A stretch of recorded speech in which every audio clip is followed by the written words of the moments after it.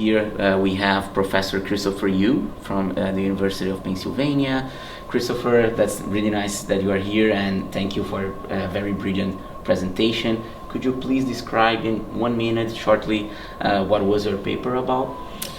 My paper is about big data and antitrust. So a lot of people are saying we need to focus on large aggregations of data, and this is an enormous problem that wasn't on our radar before, and antitrust needs to evolve to take it into account. What's interesting is big data is sort of an odd idea because it encourages us to think about all data as fungible. Just count up this number of pieces of data you have, and that's the problem. We're trying to complexify this a bit, which is we're understanding that not all data are created equal. They're used in different business models in ways that differentiate them in important ways. But in addition, different types of data within a business model can serve very different purposes. So one of the distinctions we point to is the distinction between structured and unstructured data. Structured data is stuff in rows and columns where everyone knows exactly what it's supposed to be. Unstructured data is this mass of either images or text which has no structure, and you use data science to infer information from it.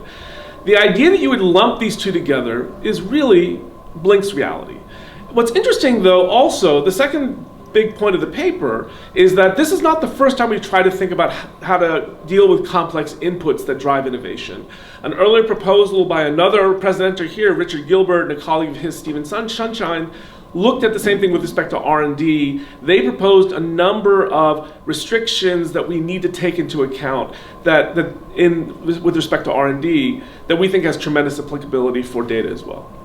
Thank you so much. That was very insightful. And I would like to ask you now, what do you think are the main strengths of our lab here, and the future potential, the future perspectives for the lab as well? I think that the conference itself is a testament to the ability for this center to draw a diverse set of interdisciplinary but extremely distinguished scholars together for an event like this.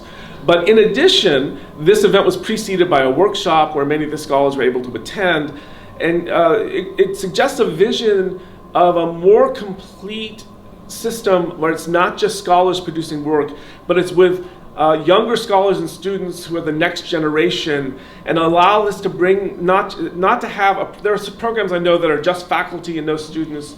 There are other programs with students and no faculty, and sometimes it's just education and no research. To me, that's a missed opportunity. I think this center has the potential to really bridge all those major divides. I totally agree with you.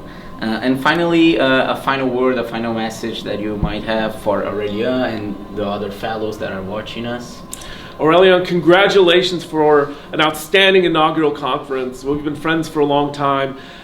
We are not surprised by its excellence and look forward to its continued further excellence in the future. Thank you so much for being here with us.